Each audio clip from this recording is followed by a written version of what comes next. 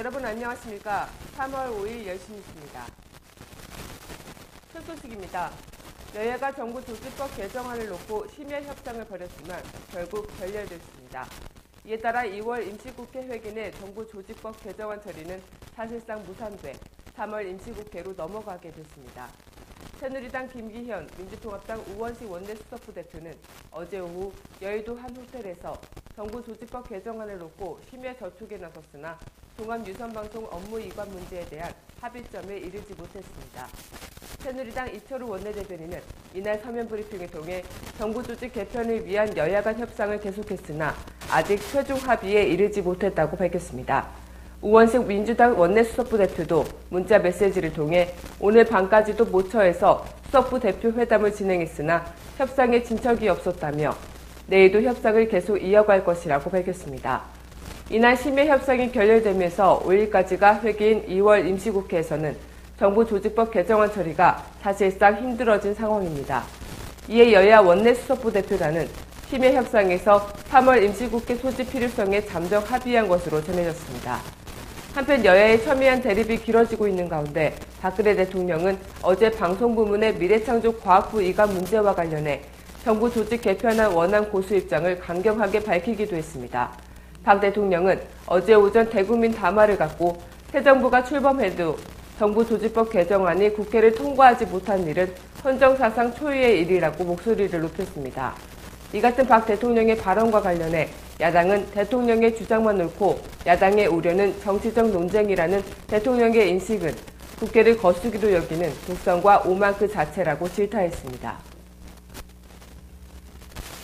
다음 소식입니다.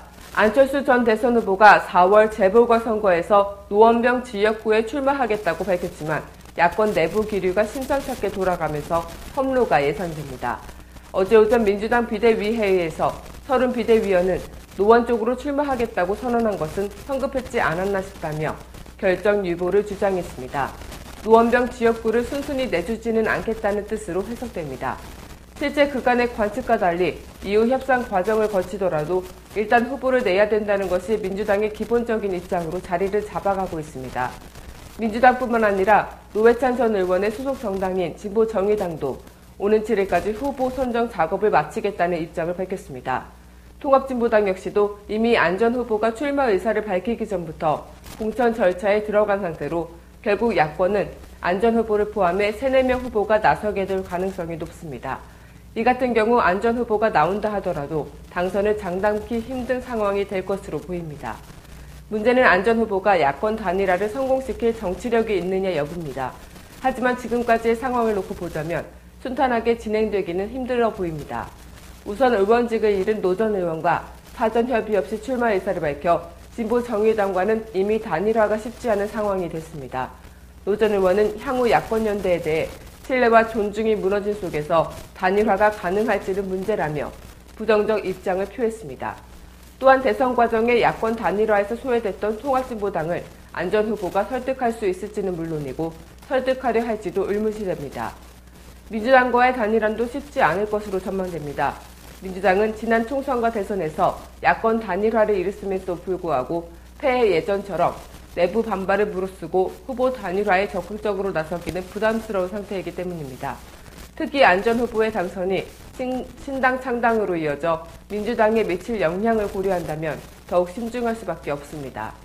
이와 관련 박용진 대변인은 야권 전체 개편에 대해 면밀히 검토하고 대응해야 한다며 허겁지겁 연대가 아니라 장기적인 질서 재편을 보고 하는 미래 비전 연대가 필요하다고 말했습니다.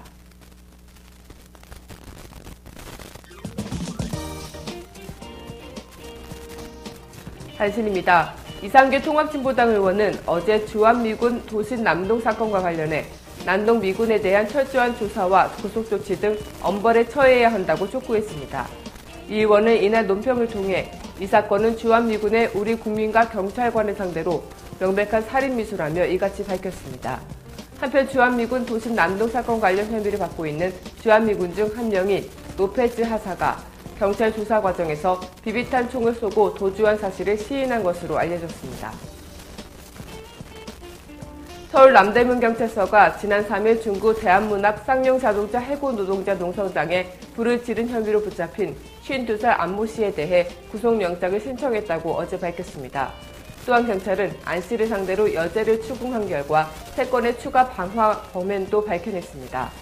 안 씨는 쌍용차 농성장에 불을 붙이기 전인 지난 1일 오후부터 중구 서동, 명동 일대를 돌아다니며 명동 철거민 대책위원회 천막, 버거킹 3층 직원 탈의실, 식당에 차례대로 불을 붙인 것으로 알려졌습니다.